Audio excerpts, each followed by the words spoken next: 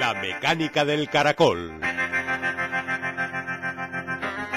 Con Eva Caballero.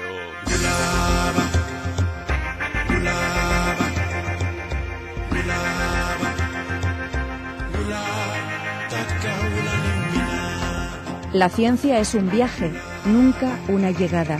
Karl Raimund Popper, filósofo.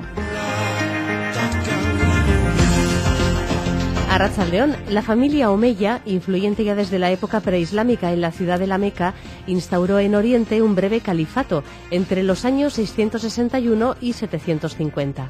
Derribados y asesinados por una familia rival, solo un joven sobrevivió a la masacre. Un joven que poco más tarde desembarcó en Almuñécar, en la península ibérica, donde contaba con aliados. En el año 756, Abd al-Rahman fue nombrado emir en Córdoba, dando inicio a una dinastía que se mantendría en el poder en Al-Ándalus durante casi 300 años. En el año 929, Abd al-Rahman III se constituía en califa, creando la entidad política más fuerte de la península ibérica desde el fin del Imperio Romano. El califato omeya de Córdoba no duró mucho, pero puso en marcha un periodo de esplendor cultural que se extendió hasta el siglo XII.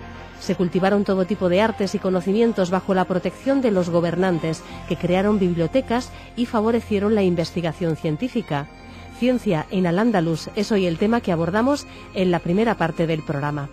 Además, las historias de animales de Juan Ignacio Pérez Iglesias tienen hoy como protagonistas a los seres que tienen ojos tubulares. Bastante diferentes a los nuestros, la verdad. ¿Para qué sirve tener ojos que se dirigen hacia arriba o hacia adelante? La mayoría de los animales con ojos en forma de tubo son peces que viven en aguas muy profundas.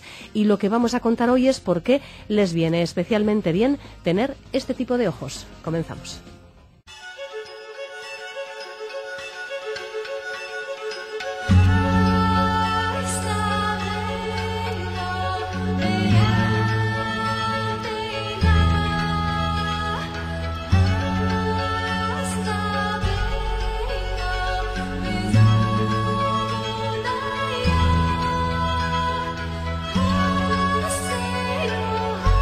En su último número de Arqueología e Historia, la revista Despertaferro dedica su atención al Califato Omeya de Córdoba, la entidad política más formidable que existió en la península ibérica desde la caída del Imperio Romano. Un gobierno con un control estrecho del territorio, con una sociedad de élites urbanitas, un complejísimo aparato administrativo y un potente ejército. Duró poquito más de un siglo, entre los años 929 y 1031, pero fue suficiente esta etapa del califato para que floreciese la economía y la cultura. La arquitectura, las artes decorativas, la poesía, el pensamiento y la ciencia se desarrollaron de forma intensa. Uno de los artículos de esta revista se centra en la ciencia en el califato. Su autora es la profesora de la Universidad de Barcelona, Emilia Calvo, que realiza sus investigaciones en torno a cuestiones como los instrumentos científicos y las teorías astronómicas en el Islam medieval. Es autora de 3 libros y de más de 80 artículos sobre la ciencia árabe. Y es hoy nuestra invitada. Emilia, buenas tardes. Hola, buenas tardes. En la época del califato omeya, Bagdad destacaba como centro de actividad científica, de manera que para las élites gobernantes de Córdoba emular el brillo de este centro del saber pues era algo muy interesante, era un objetivo, imagino, casi de índole hasta política. Se habla de una transición en el siglo X de una ciencia de raíz latina a una ciencia que se fija más en Oriente, porque es Oriente, con Bagdad como ejemplo, un lugar privilegiado en ese momento para el desarrollo de la ciencia. ¿Qué factores confluyen precisamente para que Al-Ándalus, que viene de cultura árabe, pero que está inmerso también en lo que quedaba de la cultura latina de la península ibérica, pues se fije en el desarrollo científico de Bagdad? Hay toda una serie de factores. Como tú dices, Al-Ándalus lleva como entidad un par de siglos. Cuando los árabes llegan a la península, la ciencia a la que tienen acceso es los restos que habían quedado de la ciencia latina.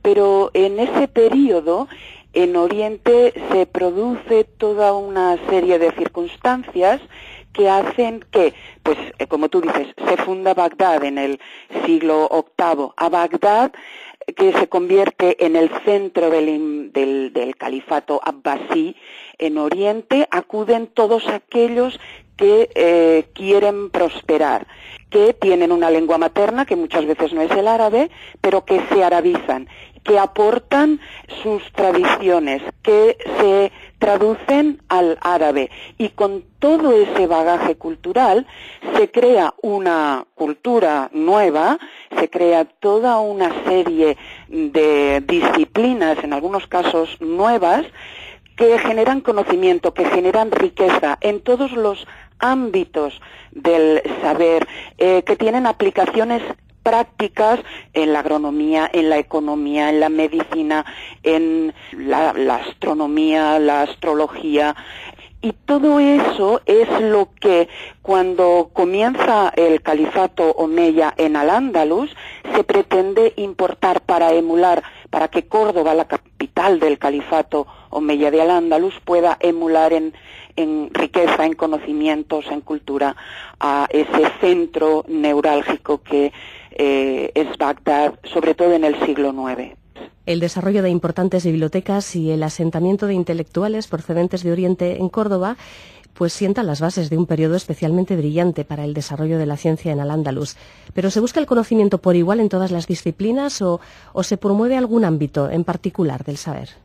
Objetivamente, las ciencias exactas, las matemáticas, la astronomía, tienen un desarrollo mucho más notable porque se obtienen resultados mucho más palpables que en otras disciplinas, como puede ser la física u otras ciencias naturales. Has hablado de la formación de bibliotecas y me gustaría apuntar un dato que creo que es relevante, y es el hecho de que a mediados del siglo VIII los árabes conquistan una ciudad que se llama Talas, en el extremo más oriental de lo que fue el Imperio Islámico, en la frontera con China, y lo que dicen los relatos es que allí capturan a dos individuos de procedencia china que conocían la técnica de la manufactura del papel, y los árabes son conscientes de la utilidad que puede tener ese material, el papel, como soporte alternativo a los libros.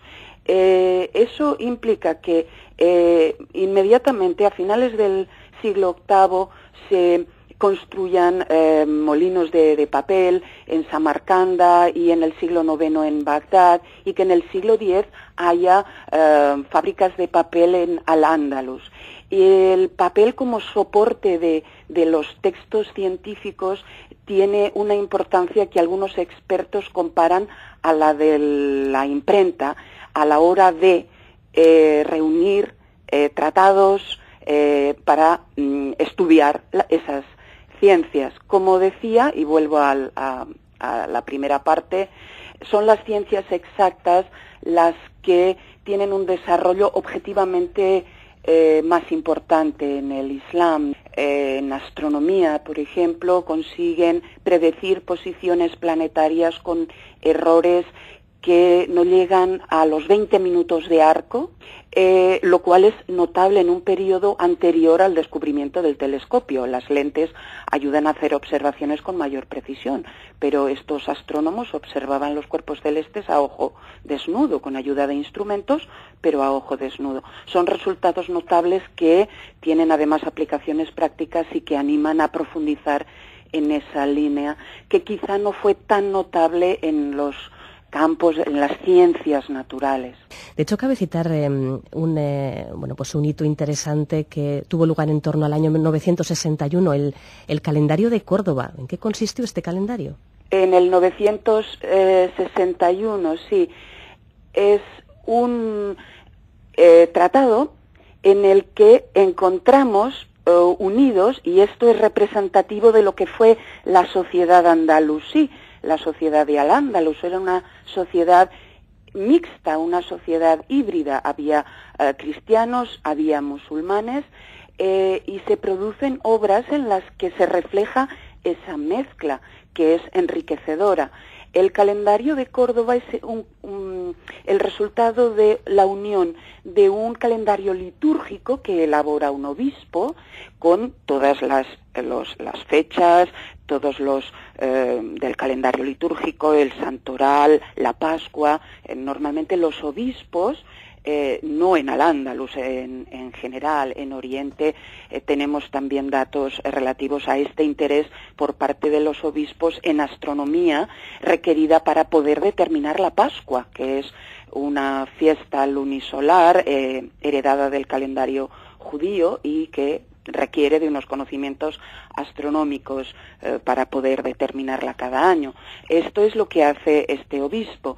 Pero su calendario litúrgico está unido a una obra que elabora un médico que además es secretario, Arib ibn Said, en la que pervive una tradición que se remonta a la Arabia preislámica, en la que para poder determinar el ciclo de las estaciones en un contexto en el que los calendarios suelen ser lunares, porque es más fácil, a falta de conocimientos astronómicos, es más fácil determinar las fases de la luna, porque es mucho más evidente que el ciclo del sol, que no es tan evidente. Se crea en la Arabia preislámica esa tradición de utilizar estrellas que salen y se ponen en determinados periodos del ciclo solar para poder ajustar el calendario lunar al ciclo solar. Y a lo largo de los siglos se redactan obras en esta línea. Y la obra de este médico, Arib ibn Said, que como digo también fue secretario y que escribió otras obras, está en esa tradición de calendarios con un sistema que ajusta el calendario habitual lunar al ciclo de las estaciones. El conjunto es un calendario que se conserva en una traducción latina y que se ha llamado así calendario de Córdoba porque se elaboró como un presente al Hakam II y que marca el inicio de una tradición que se desarrollará en los siglos siguientes en Al-Ándalus, porque además de todos esos elementos astronómicos cada mes, está un poco en la línea, porque se ha mantenido esa tradición, en la línea de lo que luego se vendía en los kioscos en mi infancia, yo recuerdo, el zaragozano, y que utilizan los agricultores para saber cuándo habrá luna nueva o luna llena, para saber cuándo es el momento de sembrar o de recoger determinadas plantas. Tiene una aplicación práctica evidente, pero además también recoge cuestiones de ganadería, como los ciclos de los animales, la elaboración de productos derivados de los productos agrícolas, mermeladas, etcétera, y elementos de esa tradición oriental astronómica, no científica, que perviven a lo largo de los siglos. Es muy interesante. Sí, o sea que tenemos aquí el primero de los almanaques con consejos prácticos para la vida cotidiana. Exactamente. Uh-huh. De hecho, la palabra almanaque sí. es de origen árabe. Sí, sí. Pues a lo largo de este artículo conocemos más nombres propios de sabios que destacan en distintas parcelas del conocimiento. En matemáticas y astronomía, por ejemplo, la persona que más brilla por sus méritos es Maslama al-Mairiti, en ambos campos muy relacionados, por otro lado, las matemáticas y la astronomía. ¿Qué podemos destacar de esta persona? Efectivamente, Maslama es el primer gran matemático y astrónomo. Se le llama al-Mashiriti y se supone que era originario de Mashirit, que es el nombre árabe de Madrid. De hecho, Madrid es una ciudad árabe en su origen, aunque tampoco tenemos muchos datos al respecto. De hecho, él trabajó prácticamente toda su vida en Córdoba. Parece ser que comenzó como matemático dedicándose a lo que se llama aritmética comercial, es decir, los cálculos necesarios para el comercio, los préstamos con su interés, etcétera. Todos los conocimientos que ha de tener un matemático para llevar a cabo esos cálculos. Pero es también el primero del que tenemos documentadas observaciones de estrellas que astrónomos posteriores citan y dan los valores que obtuvo en esas observaciones de la longitud de determinadas estrellas brillantes. Trabajó como matemático, trabajó como astrónomo y además, y esto es algo habitual, también trabajó como astrólogo. Fue astrólogo de Al-Mansur. Y otra de las es que tiene muchas vertientes su actividad. Vivió en una época en la que llega una embajada de Bizancio y entre los presentes hay un ejemplar de una obra muy importante, una obra que es la Materia Médica, que había escrito Dioscórides, un botánico de la corte de Nerón, Dioscórides Anazarbo, una obra que estaba escrita en griego. El emperador bizantino envía a un monje, el monje Nicolás, que forma helenistas que pudieran trabajar con esa obra, entre ellos Maslama y otros, como el médico Ibn Juljul. Y no hicieron una nueva traducción de esa obra porque ya existía una traducción oriental. Lo que hicieron fue revisar esa traducción, que era defectuosa porque las plantas suelen tener nombres locales. En cada lugar la misma planta puede recibir un nombre diferente. Y puesto que tenía una aplicación medicinal, el traductor oriental, que se llamaba Istifán ibn Basil, es decir, Esteban hijo de Basilio, no era árabe, dejó algunas de estas plantas sin traducir porque evidentemente aplicar una planta equivocada podía tener a la medicina, podía tener consecuencias. Por tanto, la traducción oriental no estaba completa y lo que hicieron los médicos y helenistas que formó el monje Nicolás fue revisar esa traducción. Esa formación helenística permite a Maslama trabajar con obras astronómicas en griego, como el astrónomo más conocido de la antigüedad es Ptolomeo, un astrónomo alejandrino del siglo II. Algunas de las obras de Ptolomeo fueron revisadas también por Maslama y corregidas, por ejemplo, hay una obra que se llama Planisferio que Maslama revisa y a la que añade algunos capítulos. Es una obra en la que, como el nombre ya indica, lo que se explica es cómo aplanar la esfera, cómo proyectar la esfera celeste sobre un plano. Es una información de tipo teórico, pero tiene una aplicación práctica: construir instrumentos astronómicos planos con los que poder hacer cálculos relativos a la esfera. Y eso es importante porque aunque hay instrumentos astronómicos esféricos, no son muy fáciles de transportar, claro. Mientras que un instrumento plano es más fácil de transportar y eso permite llevarlo de un lugar a otro. Otra de las grandes virtudes de Maslama es que creó escuela. Tuvo toda una serie de discípulos que a su vez generaron también discípulos. En el ámbito de la medicina tenemos al coautor del calendario de Córdoba que citabas antes, autor de un libro sobre obstetricia, el primer tratado realmente de obstetricia que se conoce, el libro de la generación del feto y también a un médico muy muy relevante, cuyo nombre en árabe casi te lo voy a dejar a ti, pero que en Europa es conocido como Albucasis, uno de los médicos más destacados de la historia del Andalus. Efectivamente, es un personaje muy interesante del que apenas tenemos datos. Se llamaba Abul Qasim y es verdad que eso generó en Europa su nombre Abul Qasis, pero tenía, como si dijéramos, un apellido que en realidad no es un apellido, es lo que se llama nisba, que hace referencia al gentilicio, el lugar del que procede, que es Azahrawi. De su vida no tenemos demasiados datos, pero se ha conservado su obra. Es una obra que llama la atención porque no parece tener precedentes. Es una obra que su autor concibe, y en el título en árabe eso es lo que dice, para que los médicos que la consulten. Es una obra eminentemente práctica, es el resultado de toda su experiencia como médico, viendo todo tipo de enfermedades, todo tipo de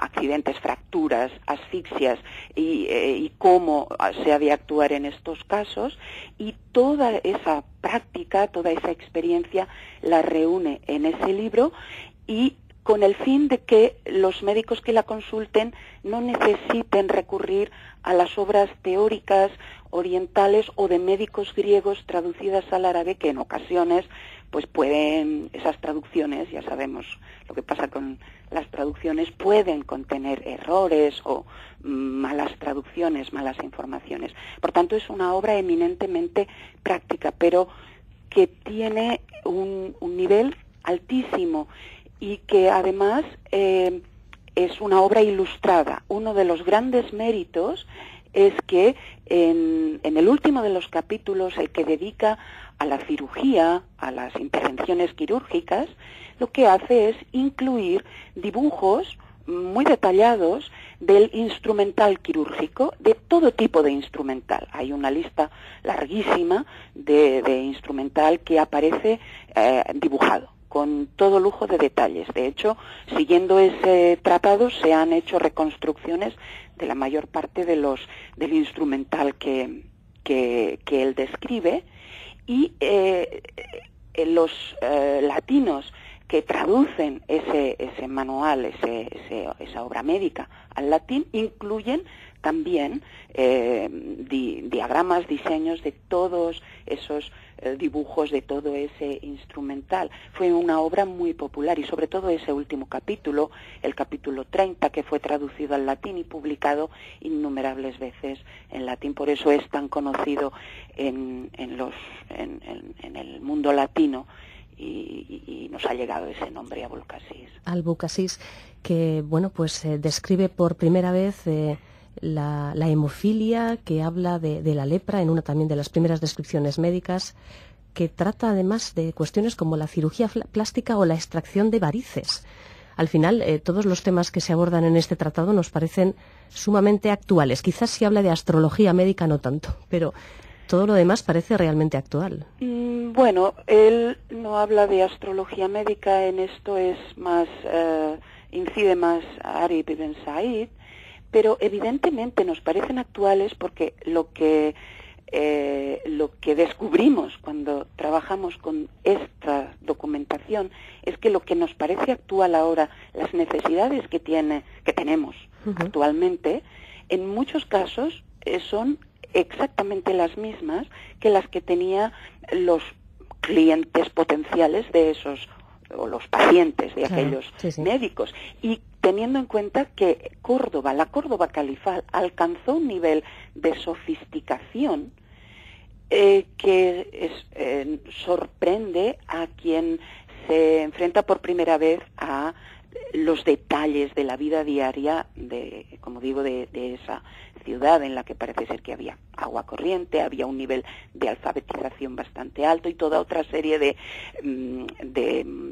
signos de ese nivel de sofisticación que alcanzó. Evidentemente,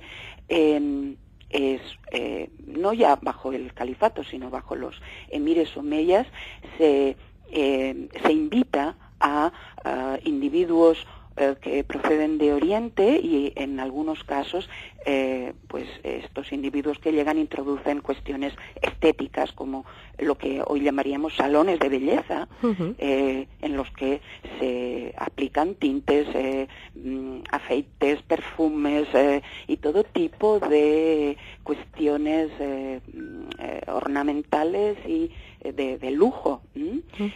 Por tanto, nos parecen muy actuales, pero sí, no sé si se llevaron a la práctica, porque hay un problema con el que tuvieron que lidiar y que no tenían resuelto. Las condiciones de sepsis, de asepsia, para poder llevar a cabo determinada cirugía. Conocían la teoría, pero lo que los expertos no tienen tan claro es que algunas de estas operaciones se pudieran llevar a la práctica con un éxito siempre, debido a que no tenían resuelto el problema de la asepsia, pero sí que conocen las cuestiones teóricas, y por tanto sí hay operaciones que no son centrales, que no afectan a órganos centrales, sino más bien pues periféricas, en los brazos, en las piernas, o cuestiones periféricas que sí que podían realizar con un cierto éxito. Uh-huh. Sí, sí. En el año 1031 decíamos que se desintegra el califato y un estado fuerte y muy centralizado da paso en el siglo XI a los reinos de taifas, 20 pequeños estados dirigidos por caudillos locales. Podemos citar Almería, Murcia, Toledo, Tortosa, Valencia, en fin. Durante su apogeo, además de competir militarmente, sus dirigentes muestran interés en continuar desarrollando la cultura. Entonces, artistas, poetas y científicos viven en este momento de inestabilidad política, sin embargo, una época dorada. ¿Por qué es el periodo de taifas el momento de máximo apogeo de la cultura andalusí, incluido también el desarrollo científico? Aparentemente es paradójico, pero hay que pensar que en el momento en el que se establecen las taifas y vuelve momentáneamente a la normalidad, cada una de estas taifas intenta emular el prestigio, la actividad científica, la actividad cultural y el prestigio que esa actividad conlleva, y en algunos casos también los beneficios económicos que los logros científicos generan, y que es un factor importante. Pero es que además hay toda una tradición que continúa. Como he dicho antes, los discípulos de Maslama, en el momento de la caída del califato, se ven en la necesidad de emigrar buscando mecenas, buscando a alguien que financie sus actividades científicas, y esto es lo que hacen. Uno de ellos va a Denia, otro va a Córdoba, otro va a Granada, y allí continúan esa actividad científica al margen de la situación política. En Toledo se da la circunstancia de que hay un juez originario de Almería que se llama Said al-Andalusi, que está muy interesado por la ciencia. De hecho, conservamos una obra suya que podría ser una de las primeras historias de la ciencia, en donde recoge las biografías de individuos que se dedican a las ciencias, y que bajo el gobernante, el monarca de la taifa, reúne un círculo de matemáticos y astrónomos que son los que dan lugar a lo que se ha conocido como el siglo de oro de las ciencias en Al-Ándalus, y en donde destacan matemáticos y sobre todo astrónomos como probablemente el más innovador de los científicos, de los astrónomos en Al-Ándalus, el que se conoce como su nombre latinizado es Azarquiel, que crea un sistema astronómico, un modelo de astronomía teórica nueva, que lleva a cabo observaciones de las estrellas, de los planetas. Es un grupo que elabora lo que luego se conoce como las tablas toledanas, que estuvieron en uso hasta que Alfonso X patrocinó la creación de un nuevo corpus de tablas astronómicas. Cuando la situación en Toledo se vuelve inestable, estos científicos tienen que emigrar. Cuando el rey cristiano Alfonso VI conquista Toledo, emigran, y por ejemplo Azarquiel se va a la taifa se va a Córdoba a trabajar bajo al-Mu'tamid ibn Abad, de la taifa de Sevilla. Es decir, lo que se genera en este momento es una proliferación de pequeños centros en los que los científicos siguen realizando su actividad. Y tenemos el caso muy interesante en la taifa de Córdoba, el heredero de Al-Muqtadir, de los Banu Hud. Al-Muqtadir es el que construyó la aljafería, pues el que sería su heredero, Al-Mu'taman, que gobernó entre el 1081 y el 1085, cuando era príncipe elabora una obra de matemáticas de la que se han encontrado hasta el momento únicamente algunos fragmentos y la parte de geometría completa.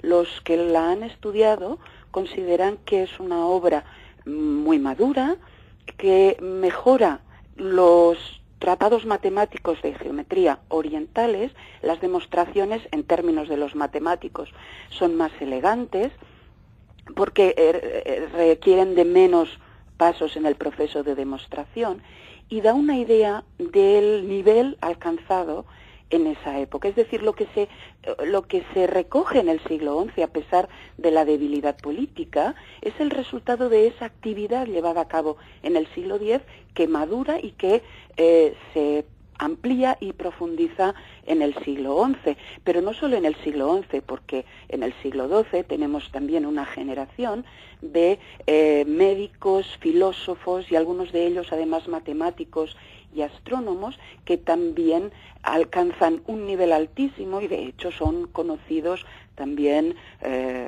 a nivel mundial, las figuras de Averroes, sí, o Abentofail, quizá menos conocido, o Abenpace, que como digo, no solo son filósofos de gran talla, sino médicos de corte y en algunos casos también astrónomos. Y a lo largo de estos 3 siglos citados, los avances que o bien se importan desde Oriente o se desarrollan desde sus inicios en Al-Ándalus, ¿tienen eco en la Europa cristiana? Por supuesto, está el interés por los resultados de la ciencia elaborada en Oriente y en Al-Ándalus comienza muy temprano en la península. Tenemos traducciones latinas llevadas a cabo en el siglo X de textos matemáticos y astronómicos árabes, y algunas de ellas realizadas probablemente en la zona de Barcelona. Y tenemos un ejemplo, probablemente no es el único, pero es del que tenemos más datos, de un monje originario del sur de Francia, de Aurillac, que se llamaba Gerberto, que viene a estudiar con el obispo de Vic a finales del siglo X, a mediados del siglo X, y que allí entra en contacto con cuestiones como el sistema de numeración de posición, el sistema decimal que seguimos utilizando actualmente, con el astrolabio, con el ábaco, y cuando vuelve lleva con él todo ese bagaje, todo eso que ha aprendido.